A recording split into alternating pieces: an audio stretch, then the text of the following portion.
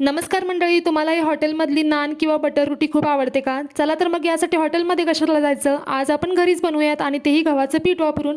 तर इथे एक मोठा बाउल घेतलेला आहे, त्याच्यामध्ये 1.5 कप गव्हाचं पीठ, अर्धा कप मैदा, 1 चमचा साखर, चवीनुसार मीठ, 1 चमचा बेकिंग पावडर, अर्धा चमचा बेकिंग सोडा आणि अर्धी वाटी दही टाकून याला व्यवस्थित मिक्स करून आवश्यकतेनुसार पाणी टाकलेलं आहे आणि याचं पीठ मळून घेतलेलं आहे. त्याच्यानंतर वरून तेल लावून ह्याला अर्धा तास मुरण्यासाठी ठेवून द्यायचं आहे. पीठ मुरल्यानंतर त्याचे गोळे करून घ्यायचे आहेत आणि अशा अंडाकार आपल्याला नान किंवा रोटी लाटून घ्यायची. त्याच्यावरती पांढरे तीळ, लसूण आणि कोथिंबीर लावायची आहे. कलोंजी असेल तर तीसुद्धा लावा आणि हलक्या हाताने लाटणं फिरवून हे व्यवस्थित प्रेस करून घ्यायचं. त्याच्यानंतर नान पलटी टाकायचं आहे आणि त्याच्या दुसऱ्या साईडला पाणी लावून ही पाण्याची साईड तव्यावरती टाकायची आहे. गॅसची फ्लेम हाय ठेवायची आहे बरं का.